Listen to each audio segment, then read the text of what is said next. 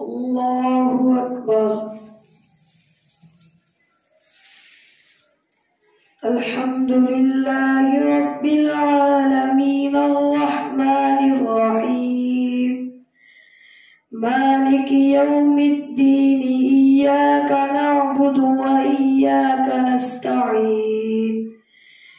اهدنا الصراط المستقيم صراط الذين أنعمت عليهم غير المغضوب عليهم ولا الضالين.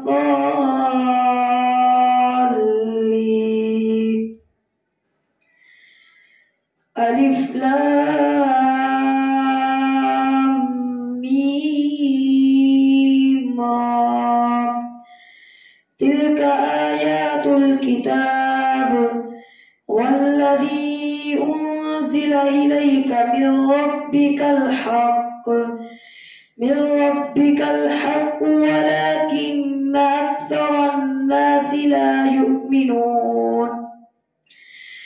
الله الذي رفع السماوات بغير عمد ترونها ثم استوى على العرش وسخر الشمس والقمر كل يجري لأجل مسمى يدبر الأمر يفصل الآيات لعلكم بلقاء ربكم توقنون. وهو الذي مد الأرض وجعل فيها رواسي وأنهارا ومن كل الثمرات جعل فيها زوجين اثنين يغشي الليل النهار إن في ذلك لآيات لقوم يتفكرون. وفي الأرض قطع متجاورات وجنات من أعناب وزرع ونخيل صنوان وغير صنوان يسقى بماء واحد ونفضل بعضها على بعض في الأكل إن في ذلك لآيات لقوم يعقلون. وإن تعجب فعجب قولهم أإذا كنا ترابا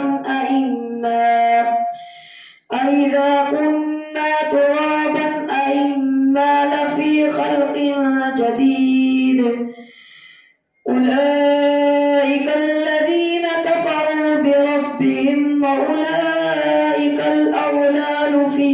أعناقهم وأولئك أصحاب النار هم فيها خالدون. ويستعجلونك بالسيئة قبل الحسنة وقد خلت من قبلهم المثلات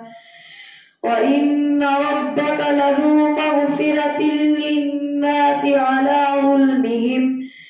وإن ربك لشديد العقاب. ويقول الذين كفروا لولا أنزل عليه آية من ربه إنما أنت منذر ولكل قوم هاد. الله يعلم ما تحمل كل أنثى وما تغيض الأرحام وما تزداد وكل شيء عنده بمقدار. عالم الغيب والشهادة الكبير المتعال. سواء منكم من أسر القول ومن جهر به ومن هو مستخف بالليل وسارب بالنهار. له معقبات من بين يديه ومن خلفه يحفظونه من أمر الله. إن الله لا يغير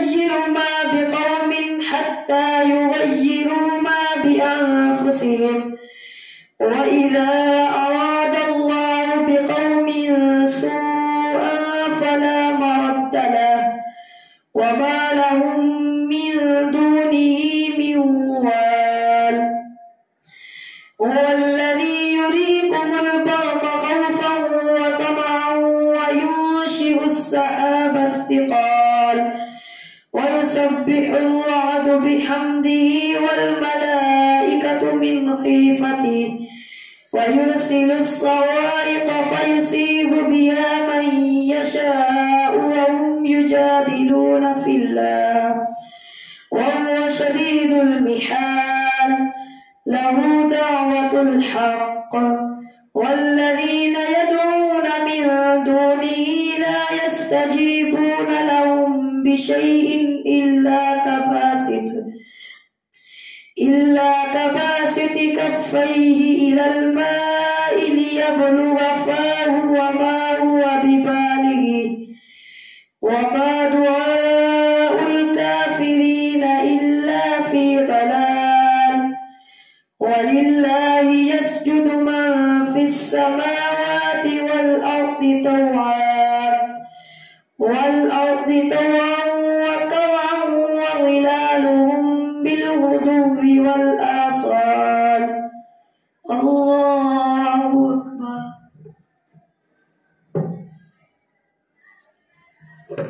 الله أكبر قل من رب السماوات والأرض قل الله قل أفاتخذتم من دون الله أولياء لا يملكون قل أفاتخذتم من دون الله أولياء قل أفاتخذتم من دونه أولياء لا يملكون لأنفسهم نفعا ولا ضرا قل هل يستوي الأعمى والبصير أم هل تستوي الظلمات والنور أم جعلوا لله شركاء خلقوا كخلقه فتشابه الخلق عليهم قل الله خالق كل شيء وهو الواحد القهار أنزل من السماء ماء فسالت أودية بقدرها فاحتمل السيل زبدا رابيا ومما يوقدون عليه في النار ابتغاء حلية أو متاع زبد مثله كذلك يضرب الله الحق والباطل فأما الزبد فيذهب جفاء وأما ما ينفع الناس فيمكث في الأرض كذلك يضرب الله الأمثال للذين استجابوا لربهم الحسنى والذين لم يستجيبوا له لو أن لهم ما في الأرض جميعا ومثله معه لافتدوا به أولئك لهم سوء الحساب ومأواهم جهنم وبئس المهاد أفمن يعلم أنما أنزل إليك من ربك الحق كمن هو أعمى إنما يتذكر أولو الألباب الذين يوفون بعهد الله ولا ينقضون الميثاق والذين يصلون ما أمر الله به أن يوصل ويخشون ربهم ويخافون سوء الحساب والذين صبروا ابتغاء وجه ربهم وأقاموا الصلاة وأنفقوا مما رزقناهم سرا وعلانية ويدرؤون بالحسنة السيئة أولئك لهم عقبى الدار جنات عدن يدخلونها ومن صلح من آبائهم وأزواجهم وذرياتهم والملائكة يدخلون عليهم من كل باب سلام عليكم بما صبرتم فنعم عقبى الدار والذين ينقضون عهد الله من بعد ميثاقه ويقطعون ما أمر الله به أن يوصل ويفسدون في الأرض أولئك لهم اللعنة ولهم سوء الدار الله يبسط الرزق لمن يشاء ويقدر وفرحوا بالحياة الدنيا وما الحياة الدنيا إلا متاع ويقول الذين كفروا لولا أنزل عليه آية من ربه وما الحياة الدنيا في الآخرة إلا متاع ويقول الذين كفروا لولا أنزل عليه آية من ربه قل إن الله يضل من يشاء ويهدي إليه من أناب الذين آمنوا وتطمئن قلوبهم بذكر الله ألا بذكر الله تطمئن القلوب الذين آمنوا وعملوا الصالحات طوبى لهم وحسن مآب كذلك أرسلناك في أمة قد خلت من قبلها أمم لتتلو عليهم الذي أوحينا إليك وهم يكفرون بالرحمن قل هو ربي لا إله إلا هو عليه توكلت وإليه متاب ولو أن قرآنا سيرت به الجبال أو قطعت به الأرض أو كلم به الموتى بل لله الأمر جميعا أفلم ييأس الذين آمنوا أن لو يشاء الله لهدى الناس جميعا ولا يزال الذين كفروا تصيبهم بما صنعوا قارعة أو تحل قريبا من دارهم حتى يأتي وعد الله إن الله لا يخلف الميعاد ولقد استهزئ برسل من قبلك فأمليت للذين كفروا ثم أخذتهم فكيف كان عقاب أفمن هو قائم على كل نفس بما كسبت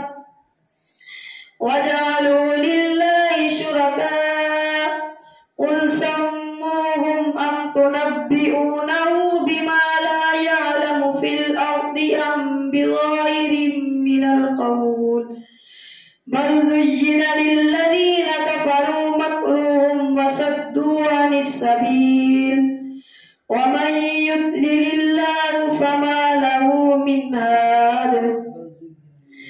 بل زين للذين كفروا مكرهم وصدوا عن السبيل ومن يضلل الله فما له من هاد لهم عذاب في الحياة الدنيا ولعذاب الآخرة أشق وما لهم من الله من واق مثل الجنة التي وعد المتقون تجري من تحتها الأنهار أكلها دائم وظلها تلك عقبى الذين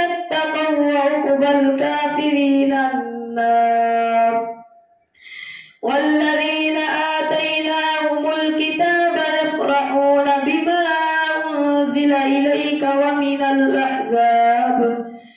ومن الأحزاب من ينكر بعضه قل إنما أمرت أن أعبد الله ولا أشرك به إليه أدعو وإليه مآب وكذلك أنزلناه حكما عربيا ولئن اتبعت أهواءهم بعدما جاءك من العلم ما لك من الله من ولي ولا واق ولقد أرسلنا رسلا من قبلك وجعلنا لهم أزواجا وذرية وما كان لرسول أن يأتي بآية إلا بإذن الله لكل أجل كتاب يمحو الله ما يشاء ويثبت وعنده أم الكتاب وإما نرينك بعض الذي نعدهم أو نتوفينك فإنما عليك البلاغ وعلينا الحساب أولم يروا أنا نأتي الأرض ننقصها من أطرافها والله يحكم لا معقب لحكمه وهو سريع الحساب وقد مكر الذين من قبلهم فلله المكر جميعا يعلم ما تكسب كل نفس وسيعلم الكفار لمن عقبى الدار ويقول الذين كفروا لست مرسلا قل كفى بالله شهيدا بيني وبينكم ومن عنده علم الكتاب ألف لام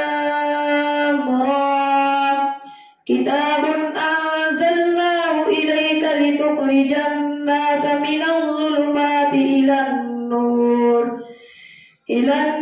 بإذن ربهم إلى صراط العزيز الحميد الله الذي له ما في السماوات وما في الأرض وويل للكافرين من عذاب شديد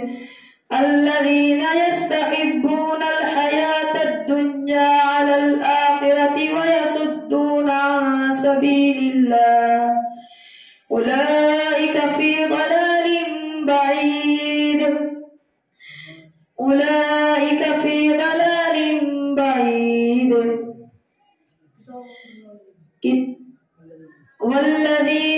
الذين يستحبون الحياة الدنيا على الآخرة ويصدون عن سبيل الله أولئك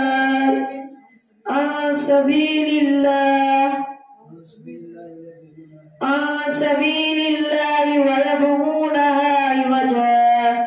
أولئك في ضلال بعيد وما أرسلنا من رسول إلا بلسان قومه ليبين لهم فيضل الله من يشاء ويهدي من يشاء إن في ذلك لآيات لكل صبار شكور وما أرسلنا من رسول إلا بلسان قومه ليبين لهم فيضل الله من يشاء ويهدي من يشاء وهو العزيز الحكيم ولقد أرسلنا موسى بآياتنا أن أخرج قومك من الظلمات إلى النور وذكرهم بأيام الله إن في ذلك لآيات لكل صبار شكور وإذ قال موسى لقومه اذكروا نعمة الله عليكم إذ أنجاكم من آل فرعون من آل فرعون يسومونكم سوء العذاب ويذبحون أبناءكم ويستحيون نساءكم وفي ذلكم بلاء من ربكم عظيم.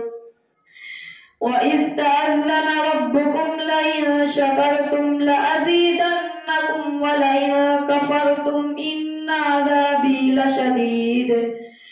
وقال موسى إن تكفروا أنتم ومن في الأرض جميعا فإن الله لغني حميد. ألم يأتكم نبأ الذين من قبلكم قوم نوح وعاد وثمود والذين من بعدهم لا يعلمهم إلا الله جاءتهم رسلهم بالبينات فردوا أيديهم في أفواههم وقالوا إنا كفرنا بما أرسلتم به وإنا لفي شك مما تدعوننا إليه مريب. قالت رسلهم أفي الله شك فاطر السماوات والأرض يدعوكم ليغفر لكم من ذنوبكم ويؤخركم إلى أجل مسمى. قالوا إن أنتم إلا بشر مثلنا تريدون أن تصدونا عما كان يعبد آباؤنا فأتونا بسلطان مبين. قالت لهم رسلهم إن نحن إلا بشر مثلكم ولكن الله يمن على من يشاء من عباده وما كان لنا أن نأتيكم بسلطان إلا بإذن الله وعلى الله فليتوكل المؤمنون. وما لنا ألا نتوكل على الله وقد هدانا سبلنا ولنصبرن على ما آذيتمونا وعلى الله فليتوكل المتوكلون. الله أكبر.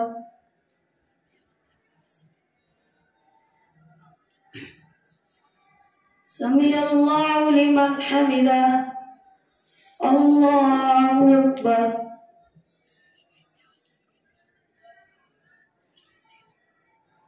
الله أكبر. الله أكبر.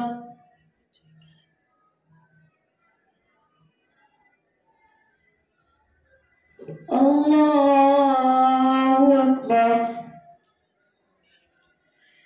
الحمد لله رب العالمين الرحمن الرحيم مالك يوم الدين إياك نعبد وإياك نستعين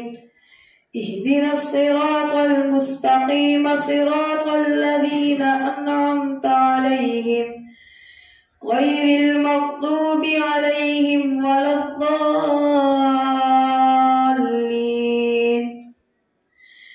وقال الذين كفروا لرسلهم لنخرجنكم من أرضنا أو لتعودن في ملتنا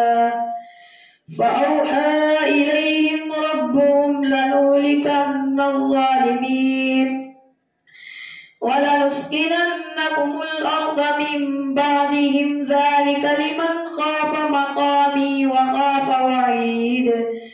واستفتحوا وخاب كل جبار عنيد من ورائه جهنم ويسقى من ماء صديد يتجرعه ولا يكاد يسيغه ويأتيه الموت من كل مكان وما هو بميت ومن ورائه عذاب غليظ. مثل الذين كفروا بربهم أعمالهم كرماد اشتدت به الريح في يوم عاصف لا يقدرون مما كسبوا على شيء ذلك هو الضلال البعيد وما ذلك على الله بعزيز وبرزوا لله جميعا فقال الضعفاء للذين استكبروا مثل الذين كفروا بربهم أعمالهم كرماد اشتدت به الريح في يوم عاصف لا يقدرون مما كسبوا على شيء ذلك هو الضلال البعيد وما ذلك هو الضلال البعيد ألم تر أن الله خلق السماوات والأرض بالحق إن يشأ يذهبكم ويأتي بخلق جديد وما ذلك على الله بعزيز وبرزوا لله جميعا فقال الضعفاء للذين استكبروا إنا كنا لكم تبعا فهل أنتم مغنون عنا من عذاب الله من شيء قالوا لو هدانا الله لهديناكم سواء علينا أجزعنا أم صبرنا ما لنا من محيص وقال الشيطان لما قضي الأمر إن الله وعدكم وعد الحق ووعدتكم فأخلفتكم وما كان لي عليكم بسلطان إلا أن دعوتكم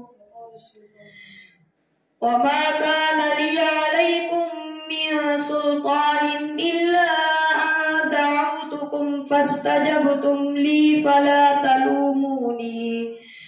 فلا تلوموني ولوموا أنفسكم ما أنا بمصرخكم وما أنتم بمصرخي إني كفرت بما أشركتمون من قبل إن الظالمين لهم عذاب أليم وأدخل الذين آمنوا وعملوا الصالحات جنات تجري من تحتها الأنهار خالدين فيها بإذن ربهم تحيتهم فيها سلام ألم تر كيف ضرب الله مثلا كلمة طيبة كشجرة طيبة أصلها ثابت وفرعها في السماء تؤتي أكلها كل حين بإذن ربها ويضرب الله الأمثال للناس لعلهم يتذكرون ومثل كلمة خبيثة كشجرة خبيثة اجتثت من فوق الأرض ما لها من قرار يثبت الله الذين آمنوا بالقول الثابت في الحياة الدنيا وفي الآخرة ويضل الله الظالمين ويفعل الله ما يشاء ألم تر إلى الذين بدلوا نعمة الله كفرا وأحلوا قومهم دار البوار جهنم يصلونها وبئس القرار وجعلوا لله أندادا ليضلوا عن سبيله قل تمتعوا فإن مصيركم إلى النار قل لعبادي الذين آمنوا يقيموا الصلاة وينفقوا مما رزقناهم سرا وعلانية من قبل أن يأتي يوم لا بيع فيه ولا خلال الله الذي خلق السماوات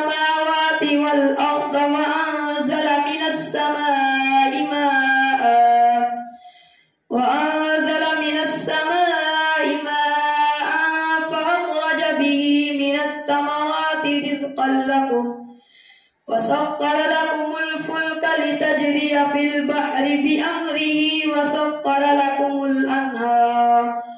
وسخر لكم الشمس والقمر دائبين وسخر لكم الليل والنهار وآتاكم من كل ما سألتموه وإن تعدوا نعمة الله لا تحصوها إن الإنسان لظلوم كفار وإذ قال إبراهيم رب اجعل هذا البلد آمنا واجنبني وبني أن نعبد الأصنام رب إنهن أضللن كثيرا من الناس فمن تبعني فإنه مني ومن عصاني فإنك غفور رحيم ربنا إني أسكنت من ذريتي بواد غير ذي زرع عند بيتك المحرم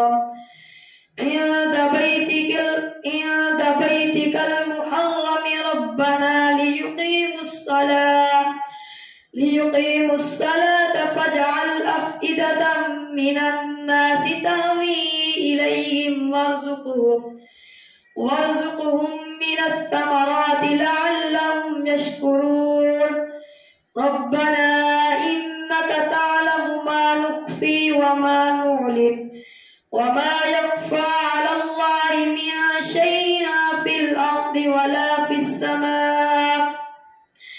الحمد لله الذي وهب لي على الكبر إسماعيل وإسحاق إن ربي لسميع الدعاء رب اجعلني مقيم الصلاة ومن ذريتي ربنا وتقبل دعاء ربنا اغفر لي ولوالدي وللمؤمنين يوم يقوم الحساب ولا تحسبن الله غافلا عما يعمل الظالمون إنما يؤخرهم ليوم تشخص فيه الأبصار مهطعين مقنعي رؤوسهم لا يرتد إليهم طرفهم وأفئدتهم هواء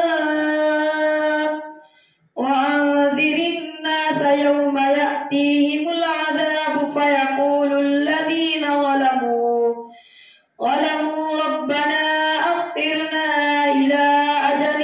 قريب نجب دعوتك ونتبع الرسل أولم تكونوا أقسمتم من قبل ما لكم من زوال وسكنتم في مساكن الذين ظلموا أنفسهم وتبين لكم كيف فعلنا بهم وضربنا لكم الأمثال وقد مكروا مكرهم وعند الله مكرهم وإن كان مكرهم لتزول منه الجبال فلا تحسبن الله مخلف وعده رسله إن الله عزيز ذو انتقام يوم تبدل الأرض غير الأرض والسماوات وبرزوا لله الواحد القهار وترى المجرمين يومئذ مقرنين في الأصفاد سرابيلهم من قطران وتغشى وجوههم النار ليجزي الله كل نفس ما كسبت إن الله سريع الحساب هذا بلاغ للناس ولينذروا به وليعلموا أنما هو إله واحد وليذكر أولو الألباب الله أكبر